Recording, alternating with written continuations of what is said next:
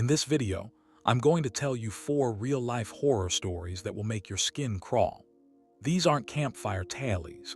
They are documented accounts from real people who lived through them. We'll explore cases that defy logical explanation and leave you questioning what's truly possible. From messages that seem to come from beyond the grave to terrifying encounters in the most ordinary of places, these stories will stick with you long after the video ends. So dim the lights, get comfortable, and prepare to be unsettled. Let's begin with our first story. It comes from Austin, Texas, and it's a chilling reminder that sometimes the most terrifying threats come from the one place you can never escape, yourself. Our story follows a woman we'll call Jenny. She lived a perfectly normal life in a cozy apartment, or so she thought. It all started subtly. A misplaced object here, a forgotten conversation there. Jenny brushed it off as stress, the byproduct of a busy life. But the small oddities soon escalated into something far more sinister. One morning, she walked into her kitchen to find a note on the counter. It was a single, aggressive word scrawled on a napkin: leave. She lived alone. Her first thought was a break-in, a cruel prank. She called the police, changed her locks, and tried to convince herself it was a one-time event, but it wasn't. The notes kept appearing, each one more menacing than the last. They were tucked into her books, taped to her laptop screen, even hidden inside her cereal box. I'm watching you. You're not safe here. The messages were filled with a personal, intimate hatred that sent a shiver down her spine. The handwriting was oddly familiar, a messy scrawl that she couldn't quite place. She installed security cameras, but the footage showed nothing. No intruders, no signs of forced entry. The notes just appeared. Jenny's life became a prison of paranoia. She barely slept, jumping at every creak and shadow. Her friends grew worried, suggesting she was overworked, that her mind was playing tricks on her. Jenny started to believe them. Maybe she was going crazy. The feeling of being constantly watched by an unseen enemy was eroding her sanity. The climax arrived on a Tuesday evening. Jenny was getting ready for bed, going through her nightly routine in a state of exhausted dread. As she leaned over the sink to wash her face, she glanced up at the bathroom mirror. Her blood ran cold. Scrawled across the glass in a thick, greasy smear of bright red lipstick were 2 words: get out. It was the color she wore every day. Her heart hammered against her ribs as she stared, transfixed by the message. Slowly, her fingers went to her lips, then to the tube of lipstick on the counter. She uncapped it. The tip was misshapen, flattened from being pressed hard against a surface. She touched the cool, slick stick to her fingertip, the waxy pigment feeling alien and repulsive. Then, with a trembling hand, she compared the handwriting on the mirror to the notes she had collected, the one she kept locked in a box. It was a perfect match. And in a horrifying flash of recognition, she knew whose handwriting it was. It was her own. Jenny was the one writing the notes. The stalker, the tormentor, the unseen threat in her home was her. The realization was more terrifying than any intruder could ever be. She had been doing it during periods of complete blackout, stretches of time she couldn't account for. One part of her mind was desperately trying to warn the other, to make her flee a danger she couldn't see. But what was the danger? Was it the apartment itself? Or was it the darker, unknown part of her own consciousness that had taken control? She packed a bag that night and left, never to return. She had to get out, not from an external threat, but from a version of herself she didn't know and couldn't trust. The apartment in Austin sits empty, and Jenny is still searching for answers, haunted by the girl in the mirror. Move to the second story. Imagine, after years of hard work, you finally buy your dream home. A beautiful, sprawling house in a quiet, idyllic town. For Derek and Maria Broadus, this dream became a reality in June 2014 when they purchased 657 Boulevard in Westfield, New Jersey. It was the perfect place to raise their 3 young children, a symbol of everything they had accomplished. They began renovations, excited to start their new life. But just 3 days after closing the deal, before they had even moved in, the first letter arrived. It was addressed simply to the new owner. The envelope was thick, the stationery crisp and cream-colored. Inside, the typed words were unsettling. The writer introduced themselves as the Watcher and claimed their family had been watching the house for generations. The letter asked, "Do you know what lies within the walls of 657 Boulevard?" It spoke of the house's young blood, referring to the broadest children. The writer asked if they had found what was in the walls yet. Chills ran down their spines. This wasn't a welcome to the neighborhood note. This was something far more sinister. The Broadus family, though deeply disturbed, tried to rationalize it. Maybe it was a prank, a sick joke from someone in the neighborhood. They contacted the previous owners, the Woods family, who admitted to receiving a single, odd letter just before they moved out, but they had dismissed it and thrown it away. The Broadus family hoped it would be a one-time incident. They were wrong.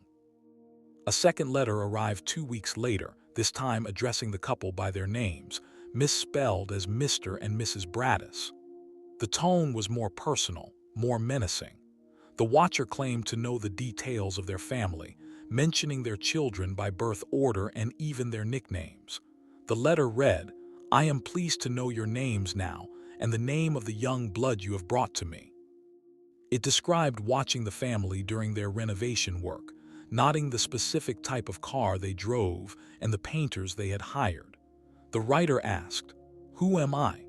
"I am the Watcher and have been in control of 657 Boulevard for the better part of 2 decades now." The feeling of being watched intensified. The dream home was morphing into a source of constant dread. Every creak of the floorboards, every shadow in the window became a potential threat. The letter mentioned the children playing in the backyard and wondered if they would go to the basement. "Or are they too afraid to go down there alone?" the letter taunted. "I would be very afraid if I were them. It is far away from the rest of the house. If you were upstairs, you would never hear them scream."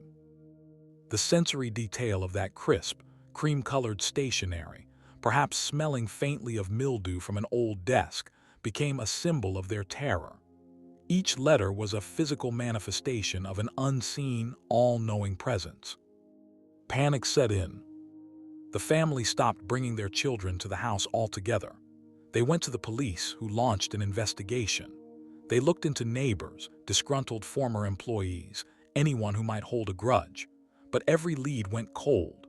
The letters were sent through the U.S. postal system, making them difficult to trace. DNA analysis of the saliva on one envelope was inconclusive, matching no one in any database and no one they tested in the neighborhood. The Broaduses hired their own private investigators, former FBI agents who explored every possibility. Was it a neighbor obsessed with the house? Was it someone who was outbid on the property? Every theory was a dead end. The Watcher seemed to be a ghost, a phantom who knew their every move. A third letter arrived weeks later, questioning where they had gone. 657 Boulevard is anxious for you, it said. Where have you gone to? It is crying from all of the pain it is going through. You have changed it and made it so fancy. This letter was different. It felt like a lament, as if the house itself was a living entity that the Watcher was protecting. It spoke of the house's history and its secrets. The Watcher claimed to be just one of many who had watched over the home for years, a legacy passed down through their family. My grandfather watched the house in the 1920s and my father watched in the 1960s. It is now my time. The psychological toll was immense. The family was living in a constant state of fear. They couldn't move in, but they couldn't sell either. They were legally obligated to disclose the letters to any potential buyer, which made the house virtually unsellable. They tried to get permission from the town planning board to demolish the house and build 2 smaller ones, hoping to recoup some of their financial loss. The town denied their request after neighbors voiced strong opposition, worried about how it would change the character of the street. Some neighbors were supportive, while others grew suspicious of the Broadus family themselves, whispering that perhaps they had fabricated the whole story to get out of a purchase they regretted.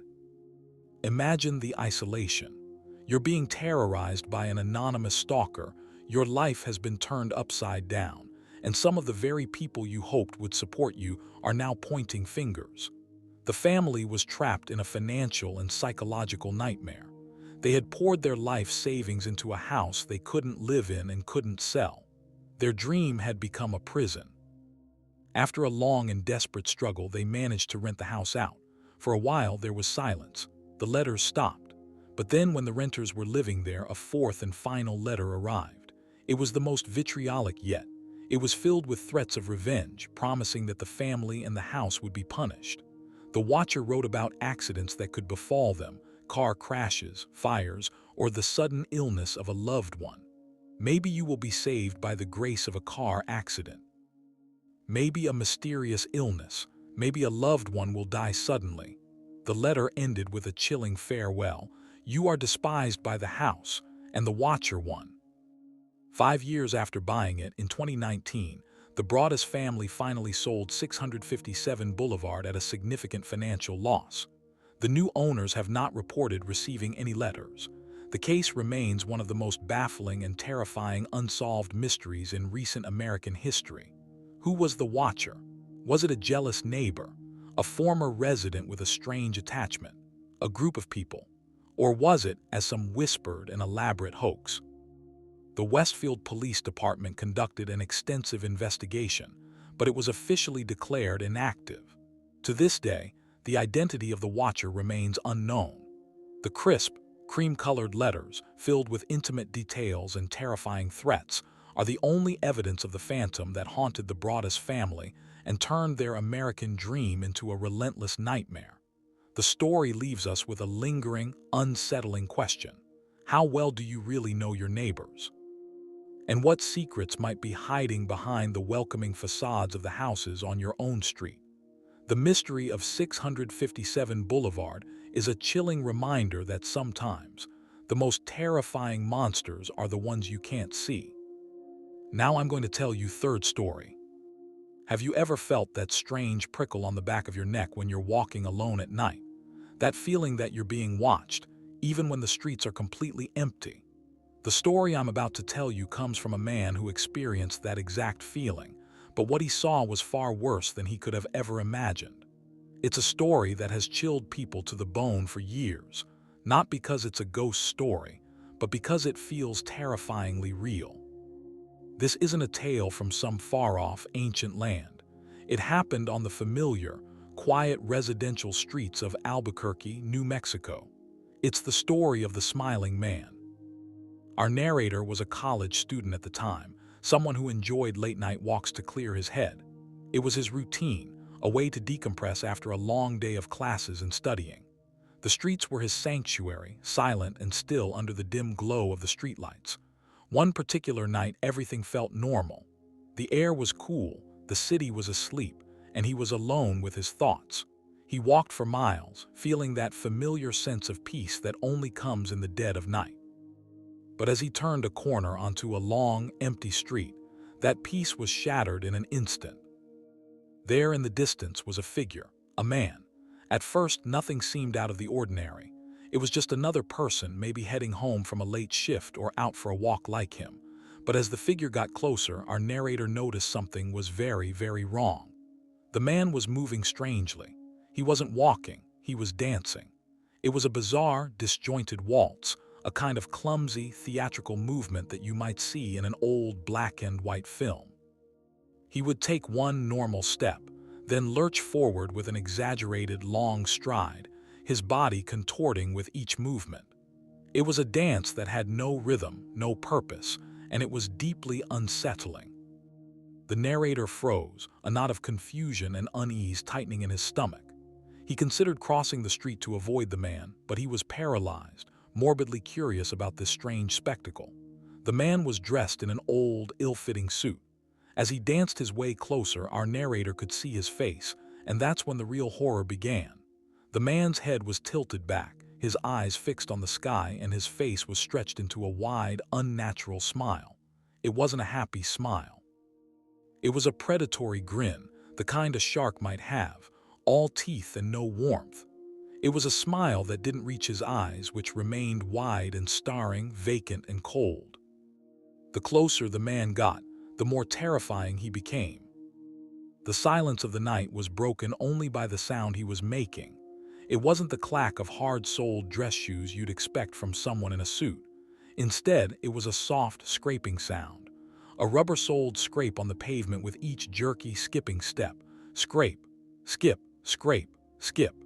The sound was quiet, but in the dead of night it was deafening. It was the sound of something unnatural, something that didn't belong in the world of the living. Our narrator, now genuinely terrified, crossed the street, hoping the man would just continue on his bizarre, dancing way. But he didn't. As soon as the narrator moved, the dancing man stopped. He planted his feet on the ground and his head slowly swiveled to face him. The smile never wavered. For a long, terrifying moment, they stood there, 50 feet apart, staring at each other under the pale orange glow of a streetlight. The man remained unnaturally still, his body facing forward but his head turned at an impossible angle to keep his eyes locked on the narrator. The narrator, feeling a surge of adrenaline, started walking again, faster this time, not daring to take his eyes off the figure. He just wanted to put distance between them. But the smiling man had other ideas. He didn't walk. He didn't run. He began to move towards him, but not like a normal person. He moved with the exaggerated, tiptoed steps you'd see a cartoon character use when they're trying to sneak up on someone. He moved slowly at first, his long limbs bending at odd angles, his smile growing wider, if that was even possible. Panic set in. The narrator broke into a jog, his heart pounding in his chest. He glanced over his shoulder and his blood ran cold. The smiling man was no longer tiptoeing. He was running. He was sprinting directly at him, his movements still bizarre and jerky, his arms and legs flailing, but he was covering ground at an incredible speed. The soft scrape of his shoes was gone, replaced by the frantic pounding of feet on the pavement. The narrator was in a full-blown sprint, running for his life down the deserted suburban streets. He didn't dare look back again. He could hear the footsteps behind him, getting closer and closer. He ran harder than he had ever run in his life, his lungs burning, his legs screaming in protest. He could almost feel the man's cold breath on his neck. He saw a more populated, better-lit street ahead and pushed himself towards it, desperation fueling his every step. He burst onto the main road, into the relative safety of passing cars and brighter lights, and finally risked a glance behind him. The street was empty. The smiling man was gone. He had vanished as quickly and as silently as he had appeared. The narrator stood there, gasping for breath, his body trembling, trying to process what had just happened. Was it a prank? Was it a hallucination? Or was it something else entirely? He never found out. He never took a late-night walk again. The memory of that night, of that wide, fixed grin and those bizarre, jerky motions, was burned into his mind. The silent, rubber-soled scrape of the man's shoes on the pavement as he skipped was a sound that would haunt his nightmares for the rest of his life. Now our last story is here. Have you ever heard a story so chilling, so unsettling that it feels a little too real? Some tales are just stories, but others blur the line between fiction and terrifying reality. Tonight, we're diving into one of the most famous urban legends of all time, a story that has haunted generations and, frighteningly, has echoes in actual 911 calls. This is the story of the babysitter and the man upstairs. Imagine this, a quiet, sprawling suburban house, the kind you see in movies.